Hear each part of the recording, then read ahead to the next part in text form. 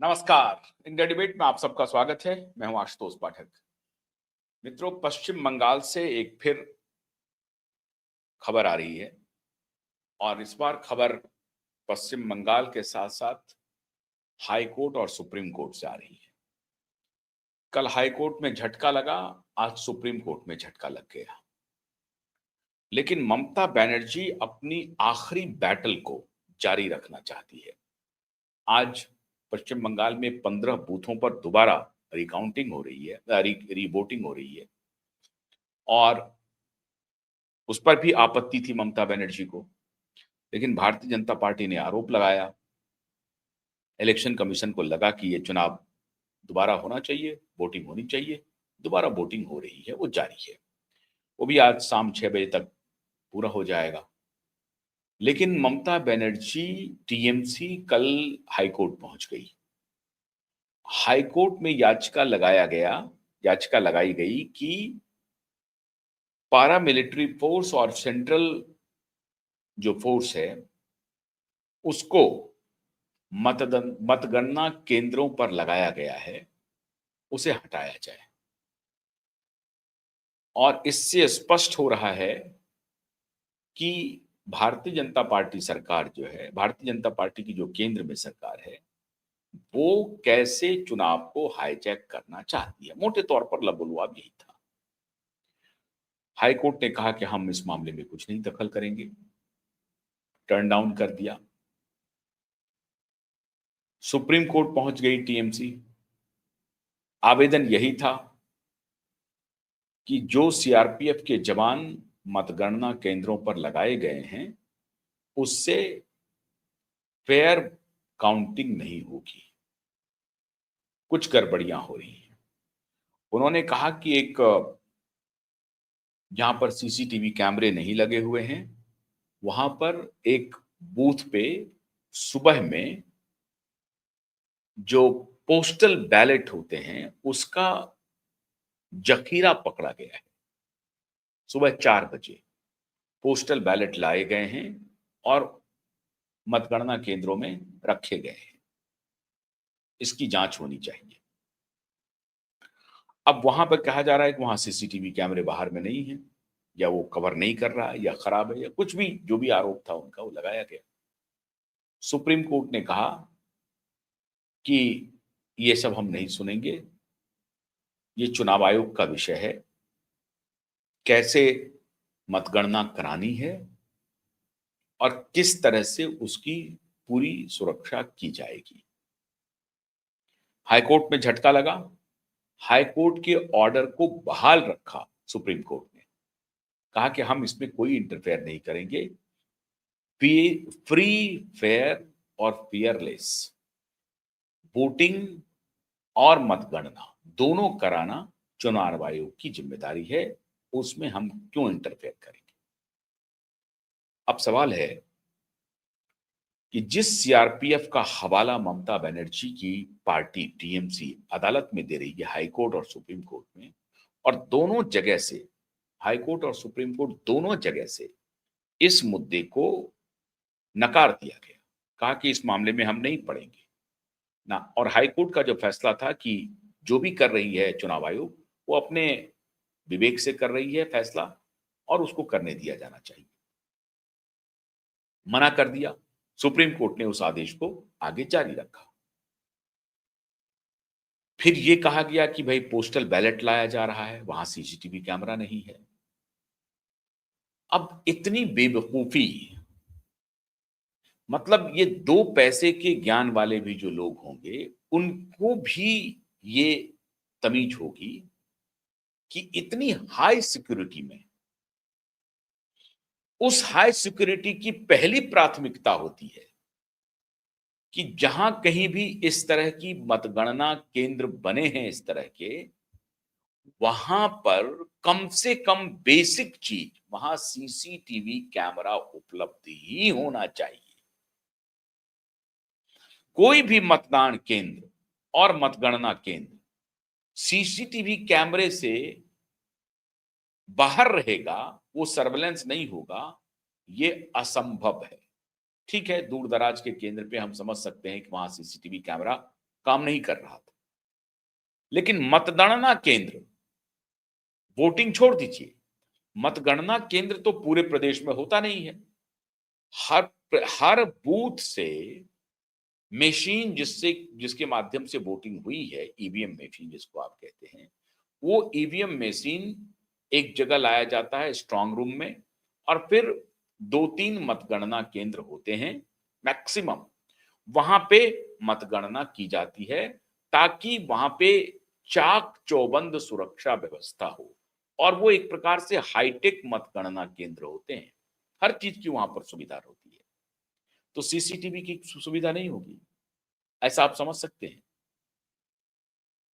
और ये दलील सुप्रीम कोर्ट में दी जाती और हाई कोर्ट में दी जाती कि साहब वहां पर सीसीटीवी नहीं है, फुटेज आप दिखवा लीजिए। अगर नहीं होती तो सीसीटीवी इंस्टॉल करना पड़ता, हाई कोर्ट जरूर ऑब्जर्वेशन देता, सुप्रीम कोर्ट भी ऑब्जर्वेशन देता। और अगर हाई कोर्ट और सुप्रीम कोर्ट ऑब्जर्वेशन नहीं दे रहा है तो फिर तो समझिए लॉलेसनेस है पूरी तरह से। आपकी कोई ऐसी दलील जिसका आप प्रमाण दे रहे हैं और उस प्रमाण की सुनवाई नहीं हो रही है, ऐसा तो नहीं हो सकता है। लेकिन चूंकि आपके पास कोई प्रमाण नहीं है, लेकिन आपको शंका है कि केंद्रीय रिजर्व पुलिस बल जो तैनात किया गया है, वो आपकी कुछ गड़बड़ी होने नहीं देगी जो अब के पहले तक चलाया जा रहा था। तो चोर को वो दरवाजे मालूम है कि किस दरवाजे से चोरी होती है, तो चोर ही चिल्लाना शुरू कर दिया कि चोरी होने वाली है और कोई नया चोर आने वाला है। तो चोर चोर चोर चोर कहना शुरू कर दिया, चोर ही। अब ये कहावत है ना कि चोर चोर चिल्लाना चिल्लाना शुरू कर देता है, चोर आ गया, चोर आ गया, खुद को बचाने के लिए। आपको चूंकि वो हर दरवाजे मालूम है कि कैसे पुलिस के संरक्षण में वहां पर घालमेल होता है, कैसे लोकल एडमिनिस्ट्रेशन आपकी बात को इनकार नहीं कर सकता है। एक बार फिर से ममता बनर्जी की टीएमसी की गुंडागर्दी सरेआम खुल करके सामने आ गई। हर वक्त वो अदालत दौड़ने के लिए परेशान रहती है, हर वक्त उनको लगता है कि अदालत से हमको रिलीफ मिल जाएगा। मिलना चाहिए वैसे। अगर कोई गलत कहीं पर हो रहा है, डेमोक्रेसी की कहीं कोई हत्या कर रहा है, उसको लेकर के आप डेमोक्रेसी को बचाने के लिए एक पिलर के पास अप्रोच करना, ये आपका प्रेरोगेटिव है, ये आपका अधिकार है, आपको जरूर जाना चाहिए और पूरा देश आपके साथ खड़ा है। लेकिन कुछ तो आप साक्ष्य लेके जाएंगे। क्यों हाई कोर्ट ने रिजेक्ट कर दिया, क्यों सुप्रीम कोर्ट ने रिजेक्ट कर दिया? हालांकि मैं ये भी मानता हूं कि हमेशा हाई कोर्ट और सुप्रीम कोर्ट सही नहीं होता है। कई बार आपके तथ्य को सुनने के बाद भी वो नकार देता है, होता है ऐसा। फिर एजेंडा के तहत कुछ काम चलते रहता है। ऐसे कई सारे प्रकरण हैं जब कई साक्ष्यों के बाद, कई तथ्यों के बाद जिसका संज्ञान लिया जाना चाहिए और अदालत संज्ञान नहीं लेती है, ऐसे प्रकरण हुए। लेकिन ममता बनर्जी कोई संज्ञान में बात ला रही हो, टीएमसी कोई संज्ञान में बात ला रही हो और अदालत उसको अनसुना कर दे, ये अदालत की भी हिम्मत नहीं है। क्योंकि उनको मालूम है कि ये सड़क पर बलवा करना शुरू कर देंगे। ये कहेंगे पूरी दुनिया में जाकर के कि देखिए मैं तो फलाने बूथ का ये देखिए वीडियो मैं लेके आ रही हूं या आ रहा हूं, जहां पर कि कोई सीसीटीवी कैमरा इंस्टॉल नहीं है और वहां पर 4 बजे रात को, 4 बजे सुबह में, रात नहीं उसे अब सुबह कहें, 4 बजे सुबह में पोस्टल बैलेट कहीं दूर से लाया गया है और स्ट्रांग रूम में जमा कराया गया है, मतगणना केंद्र पर जमा कराया गया है। अगर इसका वो वीडियो लेकर के ही आ जाती, वो कह रहे हैं कि अनऑथराइज्ड पोस्टल वेरिफिकेशन हो रहा है मतगणना केंद्र पे। अब वो एक तस्वीर है उनके पास, वो तस्वीर वो चारों तरफ, अभी जब आप सोशल मीडिया पे भी जाएंगे या इंटरनेट पे भी जाएंगे, न्यूज पोर्टल पर भी जाएंगे, तो आपको वो तस्वीर शायद मिल जाएगी जहां कोई पोस्टल बैलेट को सर्च कर रहा है, देख रहा है। अब वहां टीएमसी कह रही है कि ये अनऑथराइज्ड व्यक्ति है जो अंदर घुसा हुआ है स्ट्रांग रूम में। इसका मतलब है कि पोस्टल बैलेट कहीं बाहर से लाया गया है और उसको सजाया जा रहा है। पोस्टल बैलेट से ही खेल किया जाएगा। अगर 1000-2000 पोस्टल बैलेट घुसा दिए हैं हर कॉन्स्टिट्यूएंसी में, तो उसका खेल हो रहा है ये। अब ये ईवीएम से नहीं हो पा रहा है, अभी तक ईवीएम पर अटैक था, ध्यान रखिए आप। अभी तक जो अटैक था, जो लाइन ऑफ फायर था, वो लाइन ऑफ फायर पर था ईवीएम। ईवीएम के साथ छेड़छाड़ कर सकता है, ईवीएम को हैक कर सकता है। अब ईवीएम पर बात नहीं बन रही है, क्योंकि चुनाव आयोग में ये सारी पार्टियां जाकर के बोगस साबित हो चुकी हैं, झूठी साबित हो चुकी हैं। तो ईवीएम पर ठीकरा फोड़ा नहीं जा सकता है। तो नया नैरेटिव पकड़ के लाया। क्या नैरेटिव पकड़ के लाया? कि ये जो पेपर, बैलेट पेपर है, ये जो बैलेट पेपर, जो पोस्टल बैलेट पेपर है, उसके माध्यम से खेल हो रहा है। और हर कॉन्स्टिट्यूएंसी में 1000, 2000, 3000, 5000 पोस्टल बैलेट, अवैध पोस्टल बैलेट घुसाए जा रहे हैं। ईवीएम से गोल पोस्ट शिफ्ट कर लिया टीएमसी ने। ईवीएम पर सवाल अब कांग्रेस पार्टी भी नहीं उठा रही है, वाम दल भी नहीं उठा रही है। आप ये देखते जाइए कि कांग्रेस पार्टी ना 3 में है ना 13 में है। इस पूरे प्रकरण में कहीं से भी कांग्रेस पार्टी की तरफ से कोई मतगणना में या मतदान में कोई धांधली हुई, कुछ हुआ, आपको कोई शिकायत मिली है क्या? कोई शिकायत नहीं मिली है। लेफ्ट पार्टी की तरफ से कोई शिकायत करता हुआ मिला है क्या? नहीं मिली है। ये शिकायत जरूर हो रही है कि बीजेपी और टीएमसी गुमराह कर रही है जनता को। ये सारी शिकायतें वो ठीक है, उनके उनके प्रवचन को सुनने के लिए जनता नहीं आ रही है, ये बात सही है। टीएमसी के और कांग्रेस के प्रवचन को, टीएमसी को के प्रवचन को सुनने आ रही है, कांग्रेस और लेफ्ट के प्रवचन को सुनने नहीं आ रही, ये बात सही है। लेकिन कांग्रेस पार्टी ने और लेफ्ट ने कोई शिकायत की है कि मतगणना में देखिए इस तरह की धांधली होने वाली है? ऐसी कोई शिकायत नहीं है। लेकिन टीएमसी की तरफ से शिकायत की आ गई, ईवीएम पर नहीं आई। पोस्टल बैलेट से अब इसको हाईजैक किया जाएगा, इस पूरे रिजल्ट को प्रभावित किया जाएगा। और उसका कारण क्या है? उसका कारण है कि लोकल पुलिस बल के जिम्मे है ही नहीं स्ट्रांग रूम। स्ट्रांग रूम के सामने सीआरपीएफ के जवान मौजूद हैं। केंद्रीय सुरक्षा बल के जवान के सानिध्य में मतगणना को अंजाम दिया जाएगा, यह गलत है। अब वहां पर सेंट्रल ऑब्जर्वर मौजूद हैं, जो आईपीएस ऑफिसर हैं वो सारे के सारे लौट गए, ऐसा नहीं है। मतगणना तक कैंप करेंगे वहां पे, कुछ भी बलवा हो सकता है। तो सेंट्रल ऑब्जर्वर भी वहां, जो कि आईपीएस अधिकारी हैं मोस्टली, वो सेंट्रल ऑब्जर्वर वहां मौजूद हैं। अब उनके देखरेख में सेंट्रल रिजर्व फोर्स के जवान हैं वहां मौजूद। कहीं कहीं तो मिलिट्री भी फ्लैग मार्च कर रही है कुछ कुछ इलाकों में। लेकिन मतगणना केंद्र जो है पूरी तरह से सीआरपीएफ के अधीन है और वहां फिर पर्यवेक्षक है मौजूद। अब वहां लोकल पुलिस की चल नहीं रही है। इनके जो सेट, जो आईपीएस ऑफिसर होंगे या स्टेट पुलिस ऑफिसर होंगे, उनकी कुछ चल नहीं रही है। अब ये चलाई तो बीजेपी ने नहीं है, ये चलाई है चुनाव आयोग ने। और चुनाव आयोग ने कसम खा रखा है कि हम इस बार फियरलेस और ट्रांसपेरेंट मतगणना करके आपको दिखा देंगे। वोटिंग उन्होंने परसेंटेज बढ़ा दिया, मतगणना अब उनकी सबसे बड़ी जिम्मेदारी है। तो वहां टीएमसी कह रही है कि पोस्टल बैलेट के जरिए ये चुनाव को प्रभावित करने की कोशिश चुनाव आयोग के द्वारा हो रहा है, मतगणना को प्रभावित करने की कोशिश on behest of Bharatiya Janata party. ये चुनाव आयोग सारा काम कर रही है। ये अभी से नैरेटिव बनाना शुरू हो गया। पहला देखिए, एसआईआर पर ये कोर्ट कोर्ट दौड़ी, पहले हाई कोर्ट गई, फिर सुप्रीम कोर्ट गई, दोनों जगह से फटकार आ गया, नहीं हुआ। फिर इन्होंने अपने ऑफिसर को रिलीज नहीं किया एसआईआर में, वहां भी बात नहीं बनी। तो बाहर से लॉ ऑफिसर आ गए, अलग अलग स्टेट से लॉ ऑफिसर आ गए, उनके देखरेख में एसआईआर पूरा कर लिया गया। एसआईआर पूरा हुआ, बिना एसआईआर पूरा हुए चुनाव नहीं हुआ। ठीक है, उसमें 26-27 लाख वोटर अभी और पेंडिंग है, वो आगे कर लिया जाएगा, ठीक कर लिया जाएगा। जो मतदाता शुद्धिकरण पत्र है उसको पूरी तरह से शुद्ध करने की प्रक्रिया पूरी हो गई, तभी मतगणना हुई, वहां पे मतदान हुई। तो एसआईआर पे भी जो है उनकी बात नहीं बनी, उनके ऑफिसर नहीं देने पर भी बात नहीं बनी। अब मतगणना के लिए ईवीएम का कहानी नहीं आ रहा है, पोस्टल बैलेट को सामने रखा जा रहा है। हार चूंकि सुनिश्चित है, लेकिन ममता बनर्जी अपनी लास्ट बैटल लगातार जारी रखे हुए है।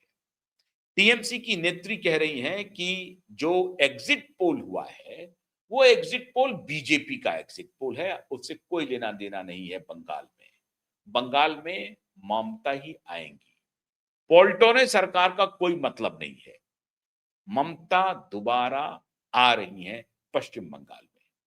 अगर दोबारा पश्चिम बंगाल में ममता आ रही हैं, तो ये बेचैनी क्यों है?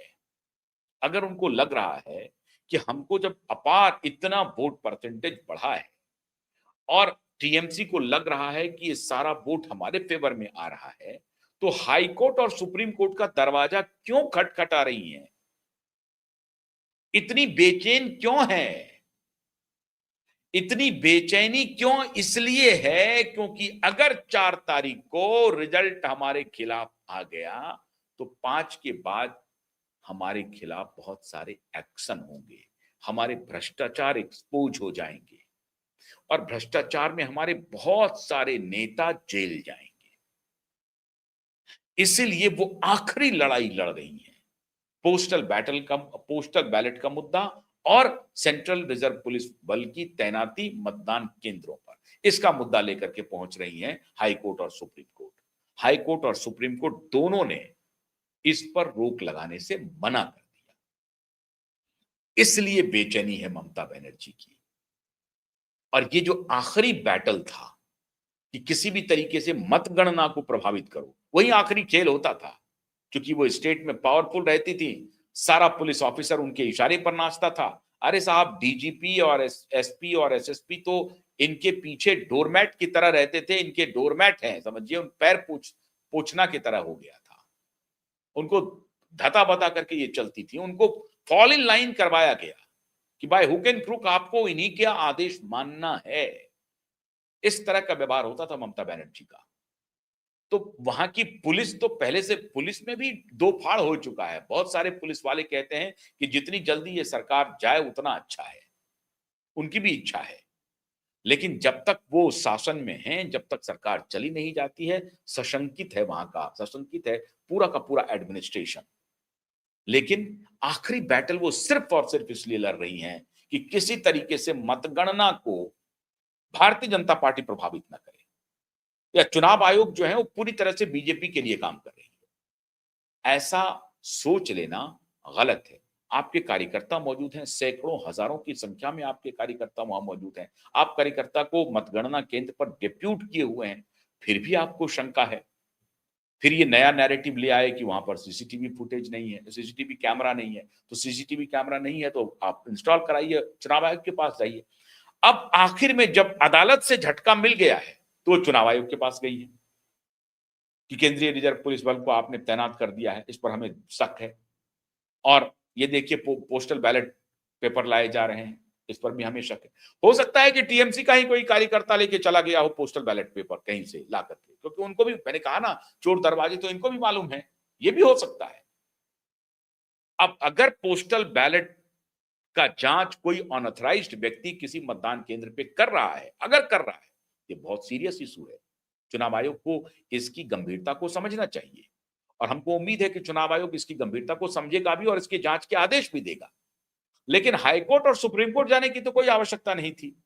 पता नहीं उनके वकील बस पैसा निकालने के लिए हाईकोर्ट और सुप्रीम कोर्ट जा रहे हैं क्या? ऐसा भी हो सकता है कि टीएमसी के वकील एकदम हाई कोर्ट पहुंच रहे हैं और सुप्रीम कोर्ट पहुंच रहे हैं, वहां से ऑर्डर लाने की कोशिश कर रहे हैं, क्योंकि उनको मालूम है कि अगर हम चुनाव आयोग के पास जाएंगे तो चुनाव आयोग प्रथम दृष्टया हमारी दलील सुनेगी नहीं। इसीलिए वो पहले हाई कोर्ट और सुप्रीम कोर्ट का दरवाजा खटखटाने लगती है। लेकिन अब हाई कोर्ट सुप्रीम कोर्ट ने मना कर दिया, अब वो चुनाव आयोग के पास गई है। अब चुनाव आयोग क्या फैसला लेती है, यह आने वाला वक्त बताएगा। हमको नहीं लगता है कि चुनाव आयोग हाई कोर्ट और सुप्रीम कोर्ट के फैसले से इतर कोई फैसला इनको देगी। वो चर्चा भी नहीं होगी, ये चुपचाप वहां से वापस आ जाएंगी। तो इनका आखिरी बैटल भी एक प्रकार से खत्म हो गया। अब 4 तारीख का इंतजार इनको करना ही पड़ेगा।